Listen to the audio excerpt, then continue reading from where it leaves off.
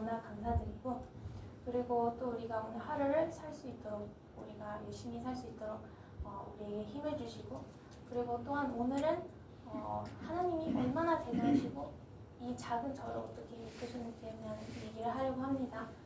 제발 제가 얘기하는 게 아니라 하나님의 말씀을 얘기할 수 있도록 도와주시고, 제가 얼마나 대단한지가 아니라 하나님이 얼마나 대단하신 분인지를 알려주고 나누는 시간이 될 수 있도록 기도드립니다. 예수님 이름으로 기도드립니다. 네. 아버지는 제가 6살 때, 7살 때부터 교회를 다니기 시작하셨어요. 어제 말씀드린 것처럼 저희 아버지는 모태 신앙인이셨고요. 할머니가 믿음이 좋으셨다고 했잖아요. 중간에 교회를 안 다니셨어요. 무슨 일이 있는지는 저희 아버지께 정확하게 물어보세요. 근데 아무튼 6살 때, 제가 한 6살, 6살, 7살쯤이죠. 한 5살, 6살, 예, 그때쯤에 다시 교회를 다니기 시작하셨어요. 그래서 어렸을 때 기억을 되짚어보면 교회를 다닐 때 정말 즐거웠어요. 너무 재밌었고, 같은 또래 친구들하고 노는 것도 재밌었고, 성경 이야기 듣는 것도 재밌었고, 네, 부모님과 같이 가족 예배 드리는 시간도 너무나 좋은 시간이었어요. 가족들이 모여서 무언가를 같이 한다는 것 자체가 어린 저에게는 너무 좋았던 거죠. 부모님과 같이 모여서 성경 말씀 듣고 그다음에 같이 노래도 부르고요. 이로 인해서 저는 하나님이라는 분을 접했어요. 딱히 이게 마음에 와닿지는 않았지만 그래도 이런 신이 존재한다는 것을 믿었죠. 그리고 날 사랑하신다고 배웠고 절대적이고 대단하신 분이라고 생각했던 것 같아요. 자, 이제 시간이 흘러서 제가 한 10살 때쯤 싱가포르에 유학을 갔어요. 아버지는 한국에 계시고 어머니랑 저랑 제 남동생이랑 싱가포르로 떠났죠. 얼마나 오래 있을지는 몰랐어요. 이게 1년이 될지는 얼마나 될지는 모르겠지만 1년이 될 줄 알았는데 결국엔 10년이 됐지만요. 어머니는 영어를 하실 줄 몰랐어요. 근데 싱가포르는 영어를 쓰는 나라거든요. 그래서 자녀 교육을 위해서 그 모르는 언어를 잔뜩 쓰는 나라로 우리를 데리고 가셔가지고, 그때는 스마트폰도 없었어요. 그래서 영원사전 있죠, 책으로 된 거. 그걸 들고 가셔가지고 들고 다니시면서 단어 하나하나 번역해 가시면서 읽어보시고 저를 이렇게 데리고 다니셨어요. 그 나라에서. 단연 우리가 교회를 다녔으니까 싱가포르에 가서도 교회를 다녔죠. 문제는 영어로 예배를 드리고 말씀도 영어라서 저희는 하나도 이해를 하지 못했어요. 교회를 가서. 목사님이 무슨 말씀을 하시든 영어로 하시니까 저는 이해를 못했죠. 영어가 안 되니까 또 사람들하고 오늘기도 너무 힘들었고요. 그리고 또 딱히 우리에게 관심을 주시는 교회 분들도 없으셨고요. 그래서 조용히 예배만 드리고 딱 예배가 끝나면 자연스럽게 교회에 빠져나갔죠. 그렇게 교회를 다니는 게 그저 습관이 되었어요. 진짜 하나님을 사랑하고 믿어서 교회를 다녔던 것이 아니라 그냥 토요일이면 교회를 가야 한다. 안 가면 하나님이 싫어하실 것이다. 라는 생각에 그냥 습관적으로 교회를 다녔어요.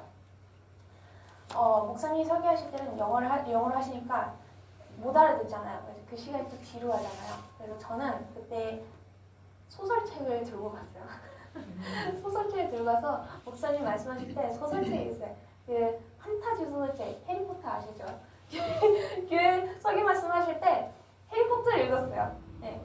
저는 그냥 안식일에 교회를 나왔던 것만으로도 교회 생활을 하는 것이라고 그렇게 믿었고 생각했던 거죠. 심지어 나중에는 한국말보다 영어가 더 편해져도 저의 믿음 생활은 똑같았어요. 설교가 귀에 들어오지만 이제 이해는 할 수 있지만 딱히 제 인생이 또 크게 바뀌진 않았어요. 어떤 날은 설교 말씀이 좋아서 감동받을 때도 있죠. 아, 하나님이 이런 분이시구나. 나를 이렇게 사랑하시구나. 하지만 거기까지. 그 뒤로는 교회 밖에 나와서는 똑같은 사람이었죠. 이맘때째 제가 이제 나이가 들어서 사춘기가 찾아왔죠. 네, 사춘기 다 겪었었죠. 네. 어린 친구들이 사춘기가 찾아오면 가장 많이 하는 질문이 이거래요. 나는 왜 존재하지? 내가 존재하는 이유가 뭐지? 나는 누구인가? 또 하나님, 신을 믿는 사람들은 이런 질문을 하기도 하죠. 하나님은 왜 나를 만드셨지? 하나님은 계신다면 왜 이렇게 세상이 힘든 거지? 하나님은 나를 사랑하신다면서 왜 난 사는 게 이렇게 힘들지? 이런 질문은 다들 한번 해보셨을 수도 있어요. 하지만 이 질문이 생길 때, 제 마음속에 생길 때, 머릿속에 생길 때 저는 사실 마음이 많이 아픈 상태였었어요. 사실 대부분 많은 이민 가족들의 자녀들이 겪는 과정이라고 생각해요. 제가 뭐 특별한 경험을 한 건 아니에요. 친구들하고 얘기해보면 그 미국에서도 이민 가족들의 그 친구들, 자녀들 얘기해보면 거의 비슷한 과정을 다 겪는 것 같아요. 그 먼 데까지 부모님이 희생하셔서 나를 이렇게 키워주셨는데 우리 부모님의 기대에 부응해야지. 자랑스러운 자녀가 돼야지. 그런데 그 기대에 못 미치면 어떡하지? 그런 걱정을 하기도 하죠. 부모님들이 또한 어마어마하게 노력을 하셔서 자녀를 키우셨고 많은 희생을 하셨기도 했고 자녀가 잘 되길 바라는 마음에서도 이제 부모님이 또 공부 강요를 엄청 하시죠. 저도 똑같은 경험을 했어요. 그 친구들하고. 매일 자주 듣는 말이 너 공부 못하면 뭐 먹고 살래? 공부 잘해야지. 이거였어요. 원하는 성적표가 안 나오면 혼나고 죄책감이 들고 부모님을 실망시킨 것에 대한 슬픔, 죄책감. 아, 나도 열심히 하고 싶은데 마음처럼 공부가 되지 않아. 마음처럼 공부가 하고 싶지 않아. 이런 생각이 많이 들었죠. 그렇다고 해서 제가 또 공부를 막 못했던 건 아니었어요. 그저 그 기대치가 높았을 뿐이죠. 모든 부모는 자녀가 최고가 되길 바라시니까요. 거기다가 이 마음이 아픈 거에 또 불이를 지핀 게 저희 남동생은 굉장히 머리가 좋아요. 순간 암기력이 엄청 뛰어나거든요. 그래서 공부를 엄청 잘했어요. 상도 많이 받았고 1등도 많이 했고요. 그에 비해서 저는 너무나도 평범하고 초라했죠. 자연스럽게 막 두 남매가 비교가 되겠죠. 저희 부모님도 좋은 뜻으로 제게 자극이 되라고 하신 말씀이었겠지만 저와 제 동생을 많이 비교를 하셨어요. 너 동생이 이렇게 잘하는데 너는 왜 이렇게까지 못하냐. 거기다가 또 제가 제 동생보다 나이가 많으니까 동생하고 비교가 되다 보니까 또 제 자존심도 많이 상했고요. 말 한마디 한마디가 너무 상처가 되었어요. 동생은 공부를 잘했으니까 부모님의 자랑, 부모님의 예쁨을 받았죠. 뭐 똑같이 잘 해주셨겠지만 제가 자격지심 때문에 또 그렇게 느꼈을 수도 있죠. 이런 일이 반복이 되면서 성적표가 그 A 플러스 아니면 B 아니면 그런 게 제 가치를 측정하는 기준이 되어버렸어요. 성적이 잘 나오면 아, 우리 부모님은 나를 자랑스럽게 생각하시는구나. 우리 엄마 아빠가 기뻐하시겠다. 이런 생각이 들고 성적이 안 나오면 아, 나는 쓸모없어. 나는 왜 이럴까. 이런 생각을 가지게 된 거죠. 심지어 저희 어머님이 이때 저희 유학 시절에 스트레스를 엄청 많이 받으셔가지고 우울증이 걸리셨어요. 말도 안 통하는 나라에서 혼자 계시고 자식들 공부시키는 거, 뒷바라지하는 거 힘들고 자식들도 이게 동생이 그러지 않았지만 저는 원하는 만큼 기대에 못 미치니까 따라와 주지 않고 어쨌든 너무 답답하셔서 저한테 하소연을 하실 때도 있었어요. 그 과정을 옆에서 지켜보던 어린 저는 너무나도 슬펐고 엄마의 기대에 미치지 못하니까 아, 내가 엄마의 기대에 미치지 못하니까 엄마가 저렇게 힘들어하는구나 이런 생각을 하게 되면서 이 생각에서 조금 더 나아가서 이게 안 좋게 생각이 이렇게 되면서 아, 나는 우리 엄마를 힘들게 하는 존재구나. 내가 없으면 엄마가 더 행복하지 않을까. 나만 없으면 되는데 이런 위험한 생각을 갖게 된 것이죠. 이런 생각이 계속되면서 우울증으로 발전되고 자살 생각까지 가지게 되죠. 굉장히 위험한 곳에 있었어요. 마음적으로. 학교에서는 또 제가 굉장히 활동적이고 친구도 많았었어요. 아무도 제가 이런 생각을 가지고 있는지 아무도 몰랐죠. 근데 집에만 오면 공부만 하고 저희 엄마가 힘들어하시는 거 보면 너무 슬프고 너무 우울해지는 거예요. 부모님이 저에게 왜 열심히 공부하지 않냐라고 자극을 주실 때마다 제 자신이 너무나 싫어졌고요. 공부가 더 하기 싫어졌어요. 너무 싫어서 어저께는 학교를 잘 안 갈 때도 있었어요. 학교 간다고 저희 엄마한테 학교 다녀오겠습니다. 교복 입고 가는데 학교를 안 갔어요. 학교를 안 가고 등교하는 대신 버스를 타고 지하철을 타고 아무 곳이나 가가지고 제가 자주 갔던 곳은 공항, 사실 공항을 많이 갔어요. 공항이나 카페 이런 데 탁 트인 데 가가지고요. 거기서 또 제가 막 이렇게 논 것, 막 게임하고 논 것도 아니었어요. 그런 탁 트인 곳에 숨이 트이는 곳에 좀 있고 싶었어요. 거기서 공부를 하고 숙제를 했어요. 성적은 나와야 되니까.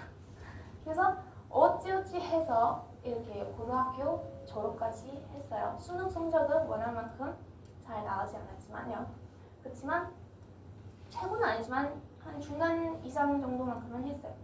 근데 이게 싱가포르라는 게 참 이상한 나라가 이 외국 수능이 되게 예민해가지고 최고 성적이 아니면 원하는 과를 못 가요.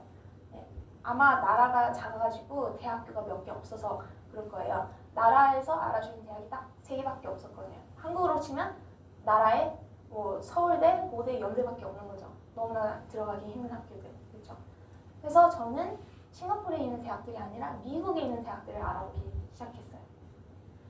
대학을 준비하기 전 1년 동안 gap year 가졌어요. 1년 동안 이제 공부를 하지 않고 이렇게 대학 준비를 하거나 다른 일을 하면서 1년 동안 쉬는 기간을 가졌어요. 어차피 미국 대학 지원하려면 시기가 안 맞아서 다들 1년씩 이렇게 쉬긴 했었거든요.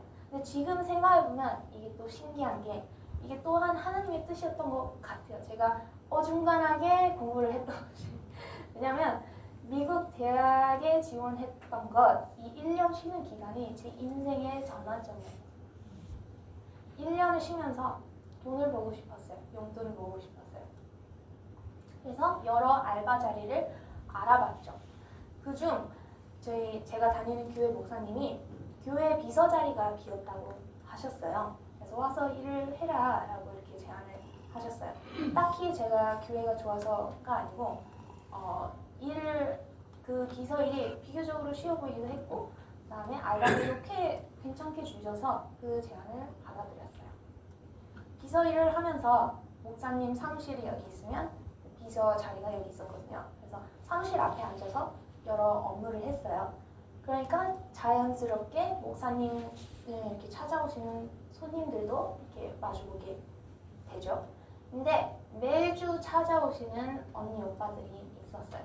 무리로 우르르 와가지고 목사님하고 얘기하다가 또 가고 매주마다 이렇게 찾아오시는 거예요. 이 언니 오빠들이 한참 얘기를 하다가 가고요. 그리고 이분들은 저를 볼 때마다 활짝 웃으면서 저에게 안부 인사를 해줬어요. 잘 지냈니? 오늘 하루는 어땠니? 한 주는 어땠니? 하면서 제게 이런 질문을 해주셨어요.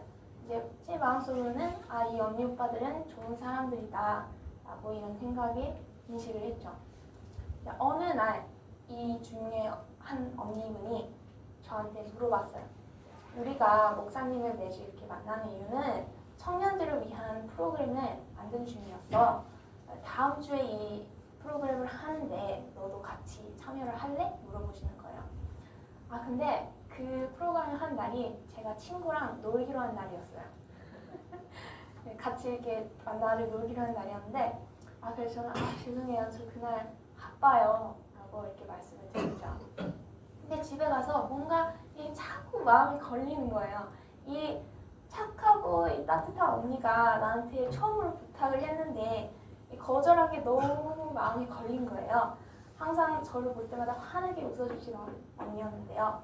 그래서 결국에는 친구와 약속을 취소를 하고 그 교회 프로그램에 가기로 결심을 했어요. 참 이상했죠. 왜냐하면 사실 이 당시에 저는 교회 사람들하고 어울리는 거 별로 안 좋아했었어요. 딱히 뭐 좋았던 것도 아니고 싫었던 것도 아니고 그냥 뭐 지루하다고 느껴지기도 했고 아는 사람들도 별로 없었으니까요. 그날이 다가왔어요. 그날 저녁 제가 아직도 똑똑히 기억을 해요. 하나님께 뭔가 모르겠는데 하나님께 기도를 드렸어요. 제가 여기서 어떤 것을 기대할지 모르겠지만 하나님이 누군지도 모르고 아직도 당신이 나를 어떻게 생각하는지 잘 모르겠어요. 저를 사랑하시지도 모르겠고요. 나를 이렇게 사랑하시는데 왜 저는 이렇게 인생이 힘든 건가요? 하면서 기도를 드렸죠. 하지만 제가 하나님께 또 이렇게 말씀드렸어요. 하지만 제가 하나님께 기회를 하나 더 드릴게요. 이상하죠? 하나님께 기회를 드린다고 말씀드렸어요. 한 번 더 기회를 드릴게요. 이곳에서 제가 참여하는 이 프로그램에서 당신의 모습을 보여주세요.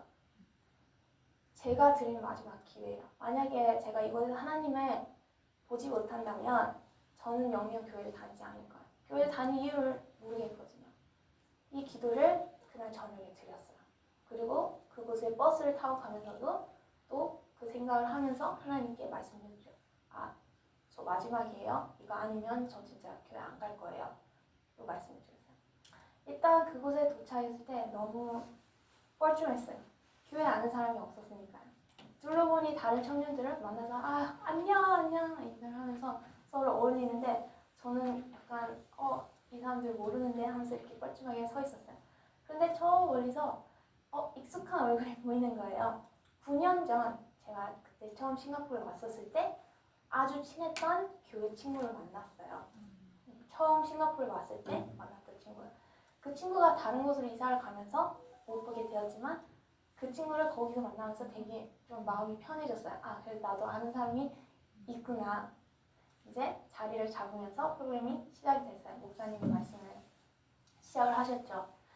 목사님 말씀하시는데 제 심장이 쿵 떨어졌어요. 목사님이 이런 말씀하셨어요. 너희들 중에 우울증이 있는 친구가 있을 거야. 죽고 싶다는 생각하는 친구도 있겠지. 그리고 또한 부모님의 기대에 못 미쳐서 자신이 쓸모없다는 생각하는 친구들도 있을 거야. 이 말씀하시는데 제 얘기하는 건데 이런 생각이 든 거예요. 내 인생을 어떻게 깨트려 오셨지? 근데 이 목사님하고 저하고 전혀 아는 사이가 아니었어요. 이 목사님은 호주에서 오셨거든요. 그래서 전혀 아는 사이가 아닌데 만나본 사이가 아닌데 제 인생을 딱 얘기를 하시는 거예요. 목사님이 또 말을 이어 나가셨죠. 그런데 그거 아니. 너는 너 자신이 부서진 이렇게 뭐라 하죠?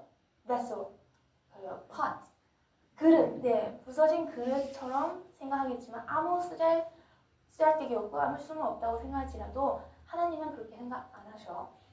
너의 그 부족함, 너의 그 깨진 모습을 이용하셔서 그분의 힘을 너를 통해서 보여주실 거야. 그 말씀하시는 오히려 너가 부족함이 있는 거는 큰 축복이야 라고 말씀하시는 거예요. 저는 그런 말 한 번도 들어본 적이 없었어요. 그냥 부서지면 그냥 쓸모가 없는 거지. 그걸 어떻게 사용하시지? 그런 생각만 했었죠.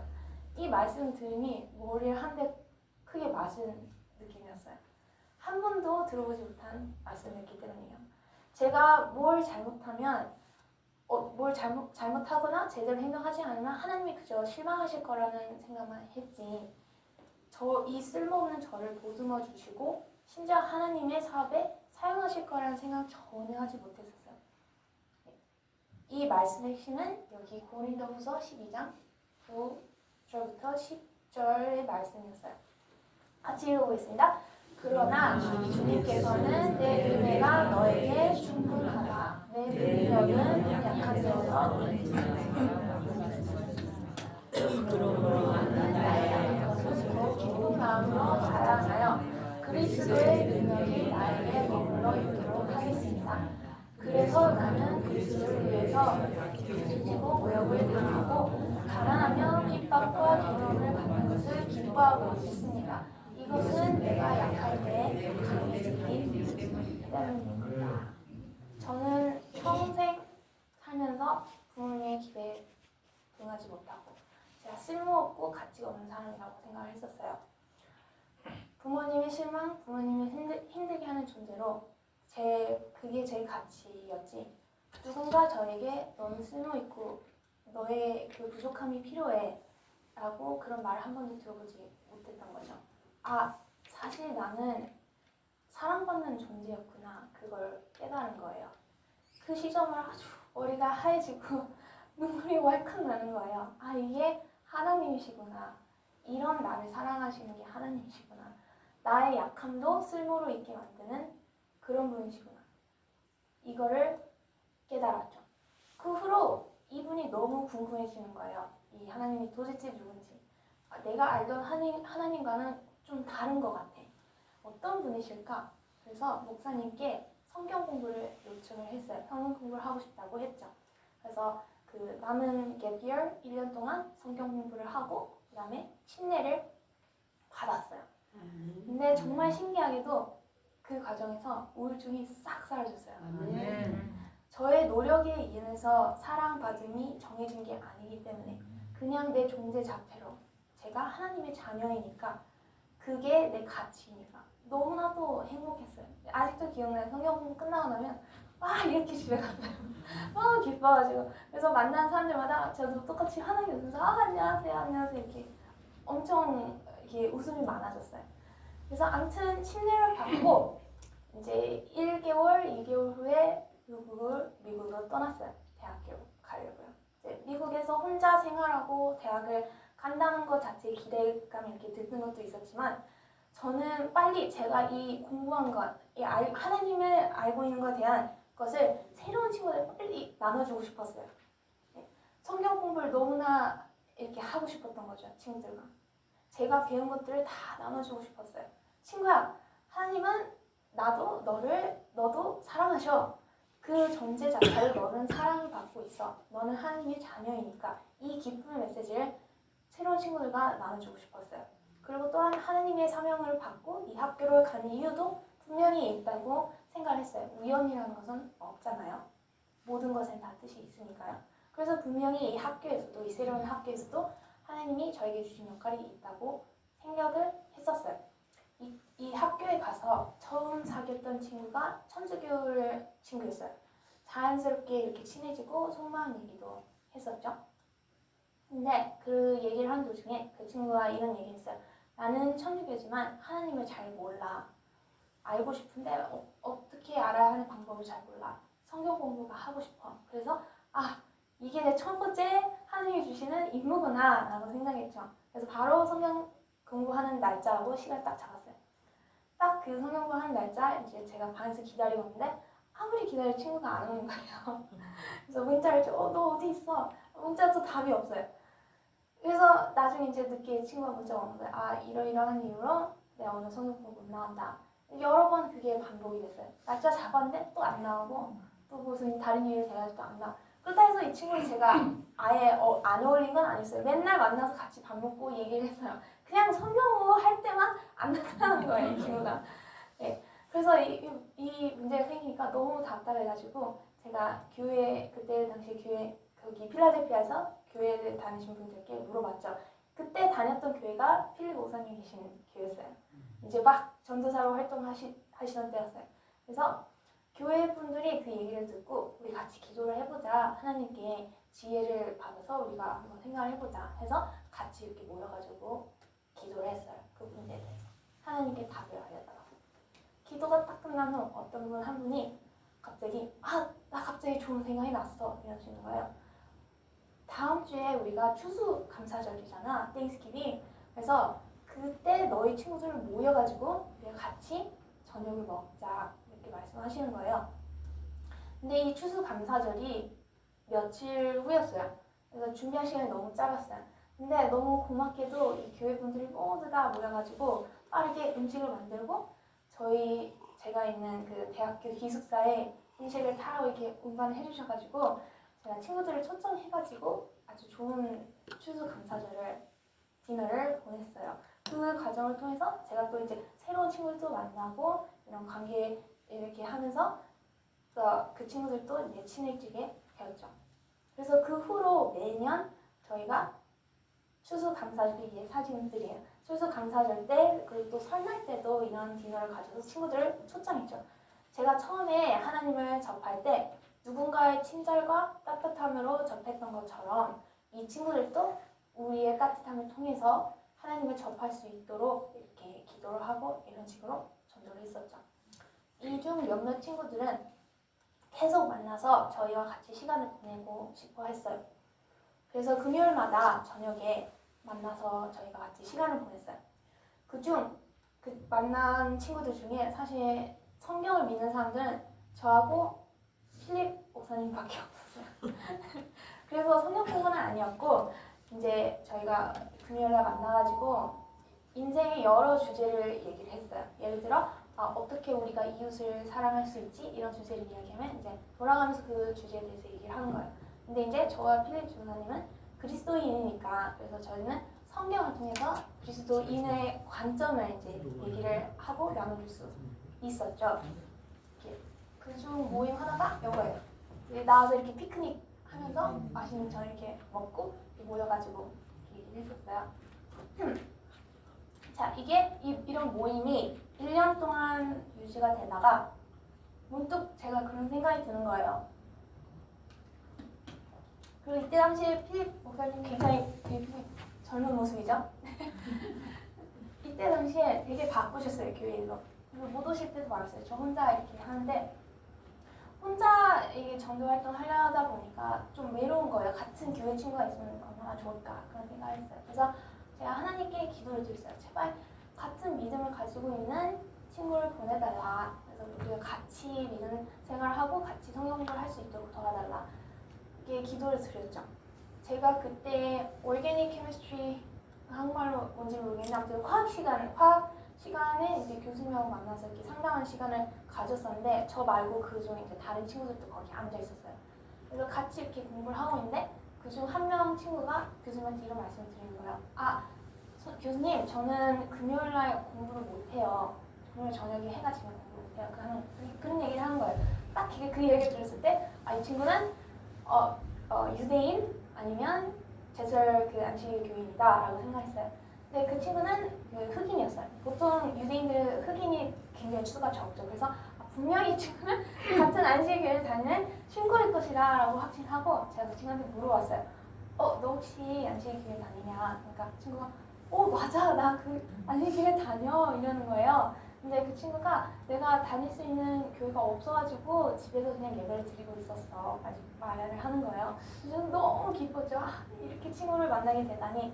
근데 참 신기한 게 제가 하나님께 그 기도를 드렸잖아요. 다른 친구들 만나가지고 같이 성경 공부를 하고 싶다. 근데 이상하게도 이 친구가 그 말을 하는 거예요, 저한테. 너를 만난 것이 내 기도의 응답이었다. 왜냐면 사실 나 말고 내가 알고 있는 안식교회 친구들이 더 많아. 근데 그 친구들 같이 성경 공부를 하고 싶은데 이 성경 공부를 할 사람이 없는 거야. 그래서 누군가 나타나서 그걸 해주길 바라고 우리도 같이 기도를 하고 있었어. 서로 기도의 응답이 되었던 거죠. 참 이렇게 만남이 너무 신기하지 않아요? 그래서 본격적으로 저희가 또 만나서 성경 공부를 시작하고 이 학교에서 학생 모임을 만들었어요. 저희 재밌게 학생 모임을 창립을 했고 그리고 성경 공부 외에 다른 전도 일도 했었어요. 왜냐하면 저희는 일단 이 학교 환경 자체가 굉장히 교회에 대한 반감 감정이 굉장히 심했거든요. 학교 그 환경 자체가.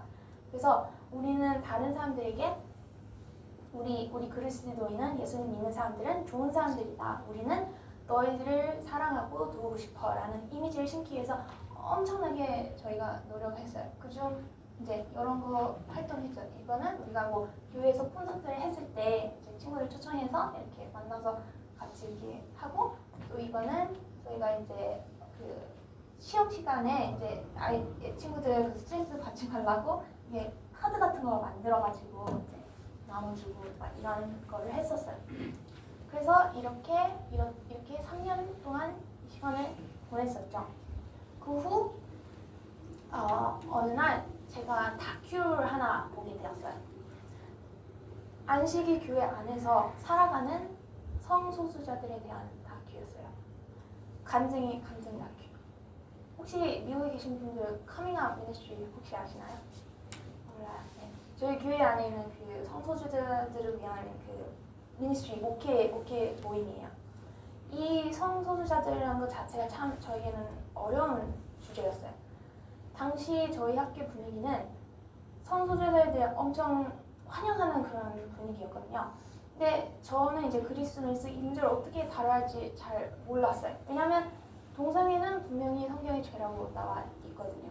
근데 나는 또 이 사람들을 사랑하고 싶은데 이거를 어떻게 극복을 해야 될까? 그거에 대한 고뇌를 많이 했었어요. 왜냐하면 제 친한 친구들 무리에서도 동성애자들이 꽤 있었거든요. 근데 믿음을 가진 또 친구들도 있었어요. 그래서 그 문제의 타협점을 어떻게 찾아야 할지 정말 고민을 많이 했었어요.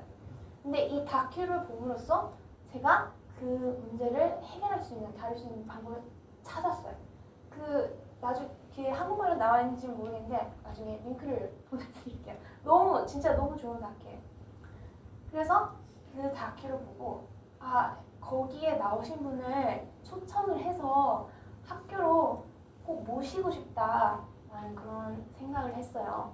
근데 저희 학교가 제가 말씀드렸듯이 교회하고 엄청 반간 감정을 가지고 있어요. 그러니까 어느 정도냐면요, 저희 학교 학생들이